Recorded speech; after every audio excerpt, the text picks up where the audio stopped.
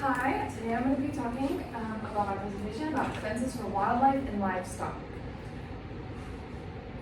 So, many people might be wondering, why are we talking about fences? Well, in the livestock and wildlife industry, one of the most important parts is how we contain our animals. Whether that's in a pen, in an enclosed arena, in a pasture, we have to have some way to block off these animals from places that they could get injured, hurt, or be in trouble with other animals, such as we can't mix chickens and cattle together because the chickens might escape and never come back, or the cattle might, run completely over them. So we have different types of fences for all different animals. We judge it based on their size, on their weight, on their behavior. We have to account how they interact with these fences as well. And the difference between livestock and wildlife is so much different because of their non-domestic and semi-domestic behaviors. So there's two different types we have of fences. We have our open range and our closed range. Our open range is where livestock owners are not required to have a fence around their land or their barrier. This lets the animals roam free on the land, going kind of wherever, but staying, in the property line, I guess you could say. Our closed range is where, we have a perimeter fence around your area, marking off the line between you and your neighbor. But there's a thing called stock law, which is basically saying we can't have our animals crossing onto county roads, state roads, etc. Because since we have so much more civilization in this present day, a lot of roads go through these properties. So it could interfere with traffic and the potential injury of other animals.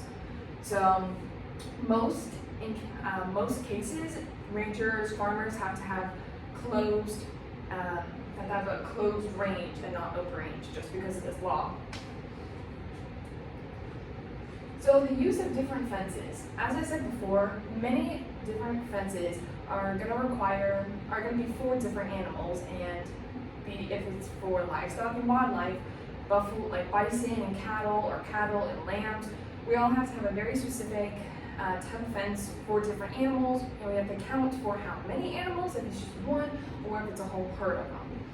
So for instance, like I said, we wouldn't have the same chickens as we do for cattle, and same for wildlife such as deer and bison, because deer can jump high fences as a buffalo can ram right through them.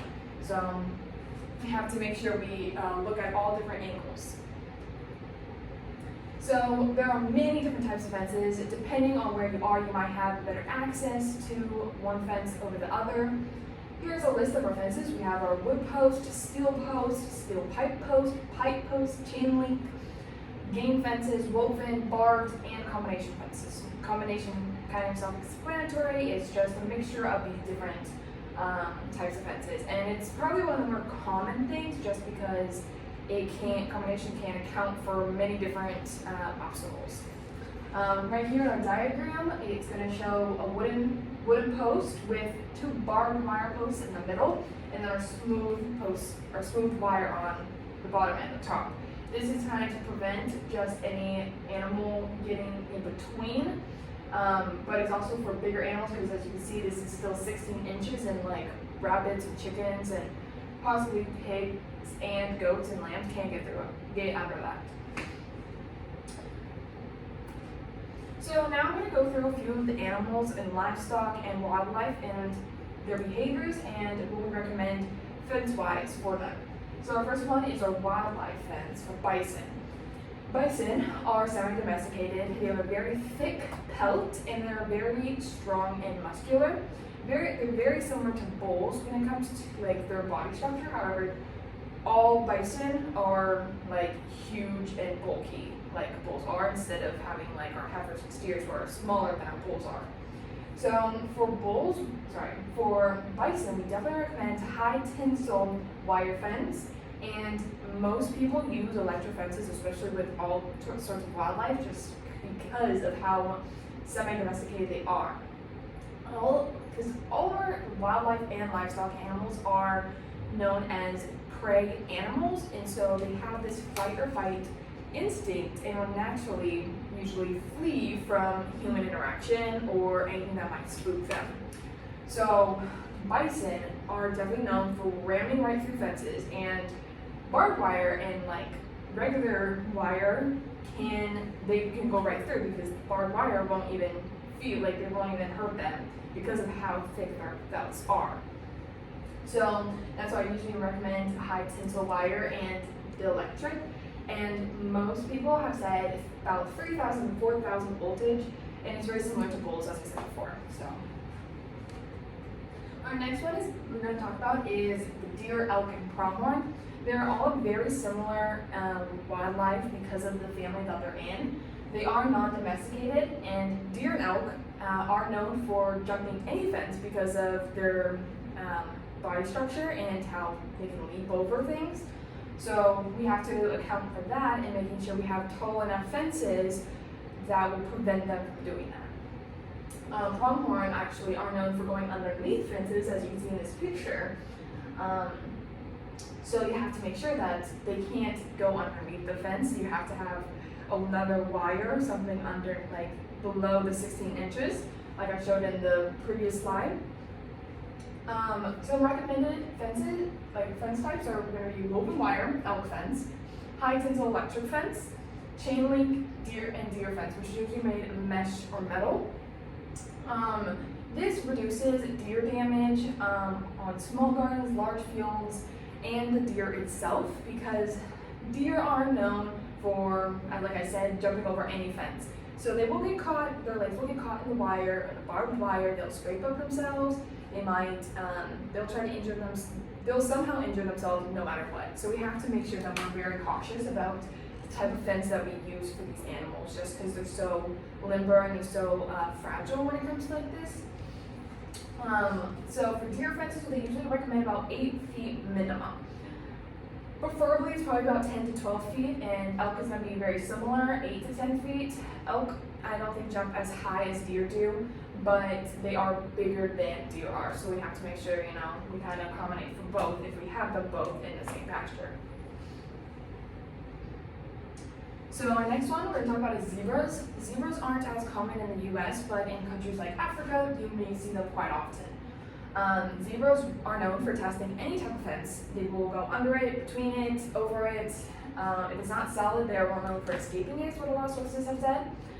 They will act before thinking because of that flight or fight response, and they're a lot less domesticated than, say, our deer and elk. So they will, flee a lot quicker and a lot more suddenly. So fences for this one would be our game fences, which are a heavy duty designed to hold and withstand large impacts from animals. So in case they do jump over, it kind of will either bounce them back or it'll be too tall for them to actually jump over.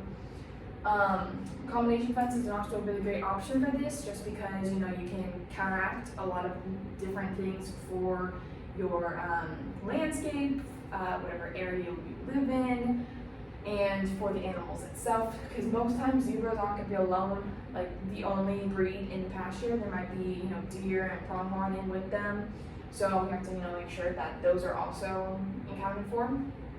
Also, high electric fences are typically used, and woven or chain link. So our next one is game birds. This is usually going to consist of quail, turkeys, anything, duck, anything that's can really, be used to hunt.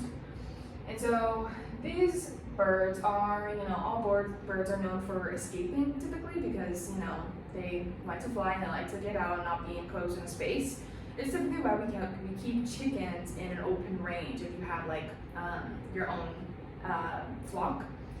But so usually we have flight pins, and they're in an enclosed area like this picture with a thin netting around the top and around all of the sides with wooden posts, and a tall, thinner wooden post all the way to the top, and we might have those standing up in a few different places so we give room for the animals to fly.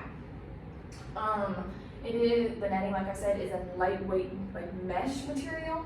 not something metal because we don't want them getting caught in it. We can have them along the sides, like around the barriers. It could be a metal chain link fence, which is commonly seen like in zoos. But typically on top, we like to have something light and like a net type of material. So our next one, now we're going to talk about livestock fences. First one we have are bulls, which are known to be very aggressive and unpredictable when it comes to fences. They are thick muscle and large and bulky, very similar to bison in this kind of sense. Typically we like to use woven wire fences, and some ranchers do use electric fences, which are going to be, they usually use 5 to 6 strands. It just depends, how many or your scenario, because if some per se might be a little bit tougher and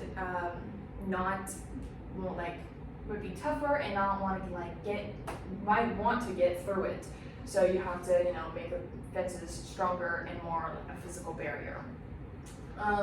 Usually they recommend it being 49 inches tall and 3,000 to 4,000 volts, similar to bison as well. So next one we're going to talk about is cattle. Cattle are known to have a very specific routine. They will use this fight or flight response, and if they know that something doesn't work or a fence is down, even if the metal wire, say, is still there, they will go over it if they know that it's safe and that they can do it. So we have to be, careful and know if there's a broken fence or if something's like a part of the fence not electric. We need to know that is happening and get it fixed as quick as possible in case we have animals that do escape.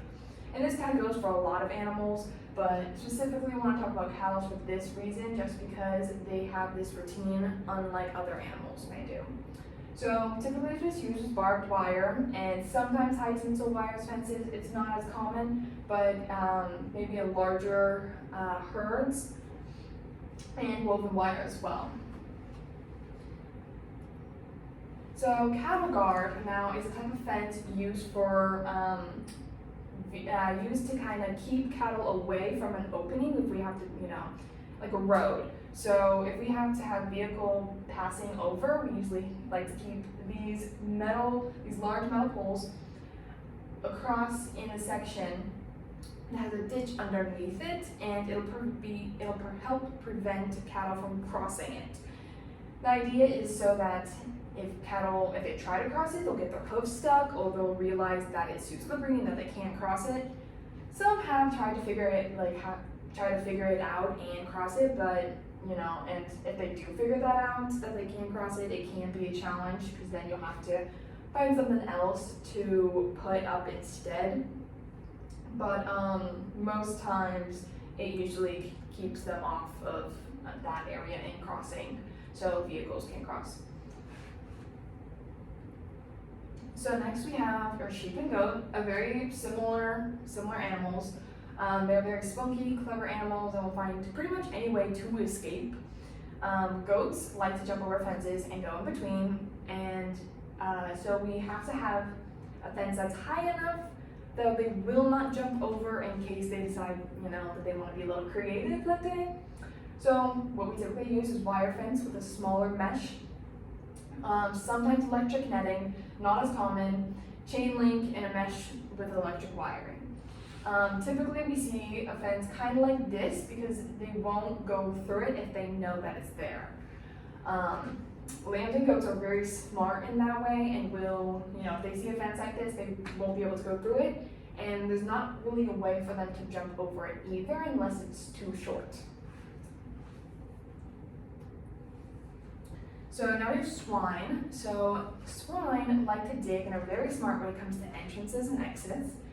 They never really learn, and they disregard fences pretty much completely.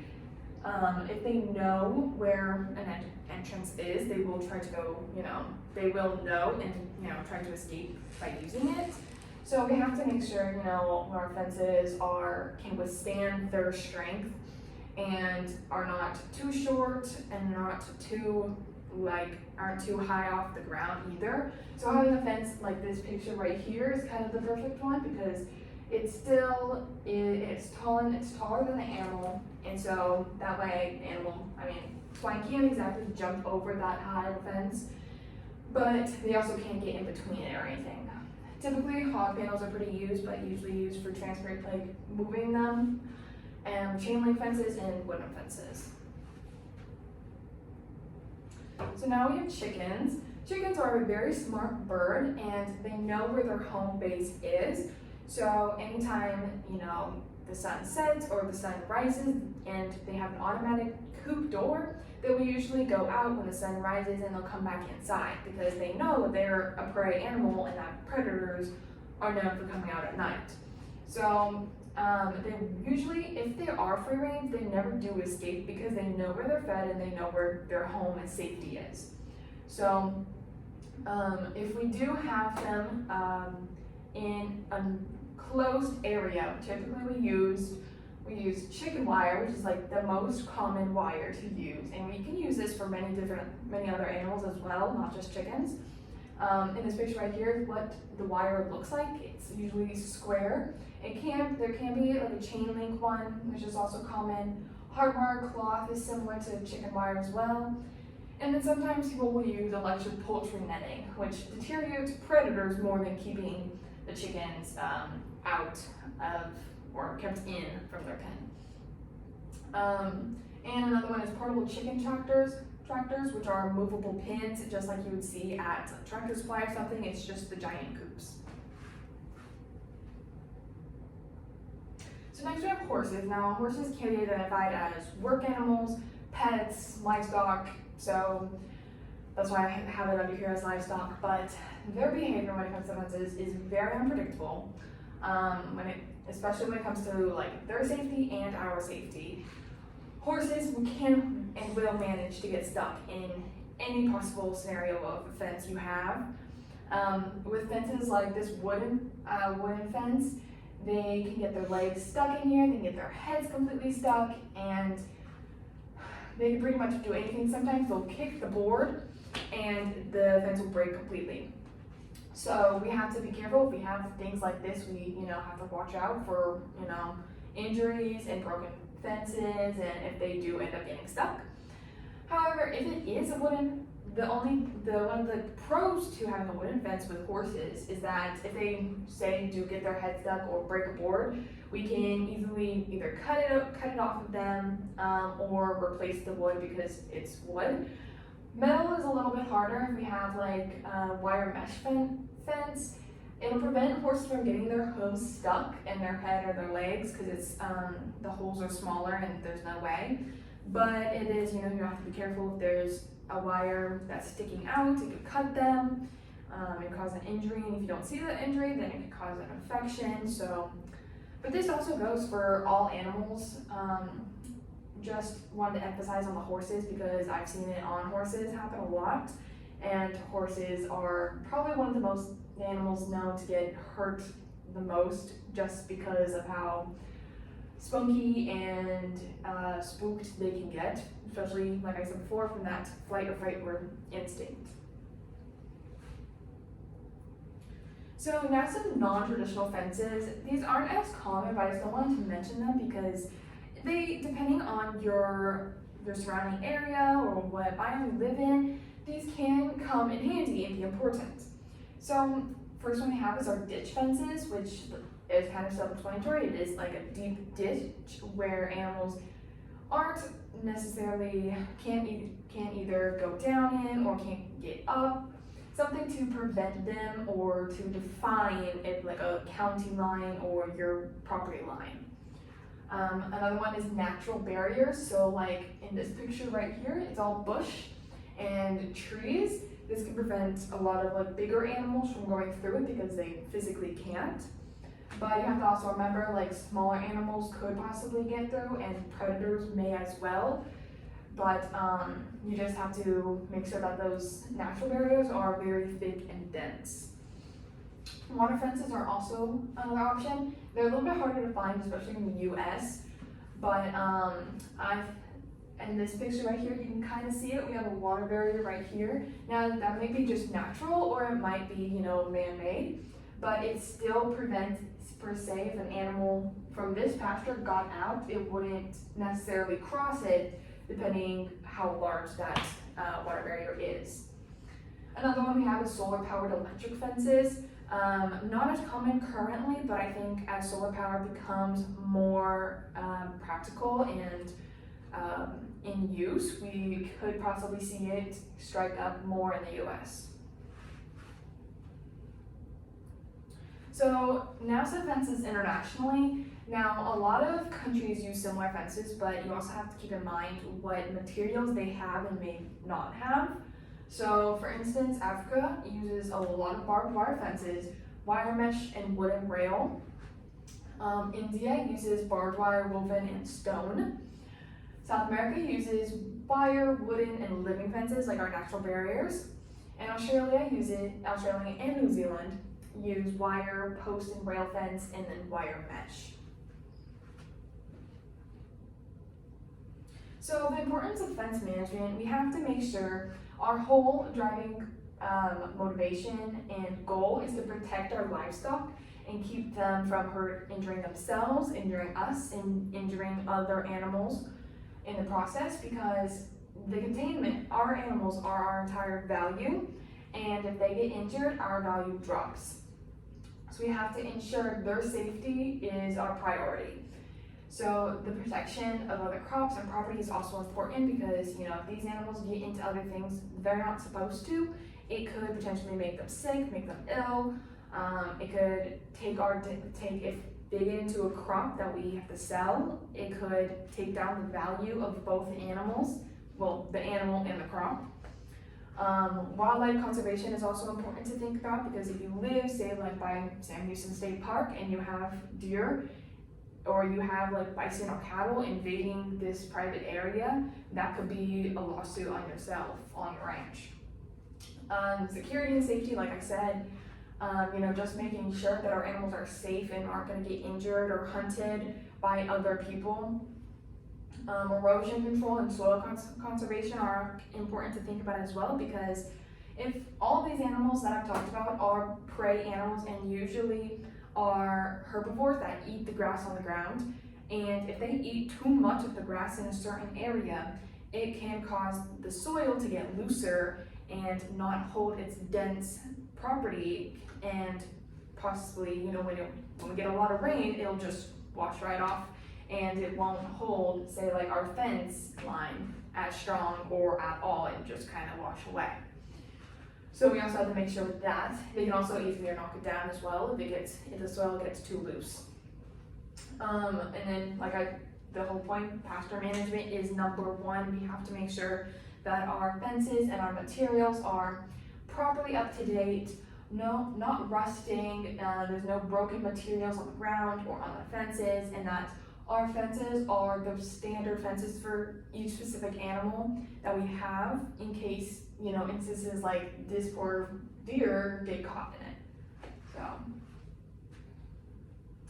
So safety precautions, we have to remember is, wearing our personal protection equipment, just making sure we're wearing, closed-toe shoes if we have, this large property and we're going out to it. We need to make sure, we're not gonna step on a snake or, get injured by some other animal out there. We also have to make sure that we're checking for hazards that might come up. So, like I said, sharp, broken material, and then, watching out for, snakes and other dangerous wildlife. We also need to make sure that if we're going into a pasture with bulls or bison, an animal that's much bigger than us, we need to locate the animal in the pasture and know that, okay, they're over here and I'll be over here. I shouldn't have a problem if I don't provoke or spook them, because we don't want to cause any more injuries on ourselves and on the animal in case we do, get charged at. So, making sure safety precautions is number one for fence management, so that we can protect the value of our animals, our livestock, our property, and our well-being. So that is my presentation for fences. I hope you enjoyed. Thank you. You can stop it. It's time.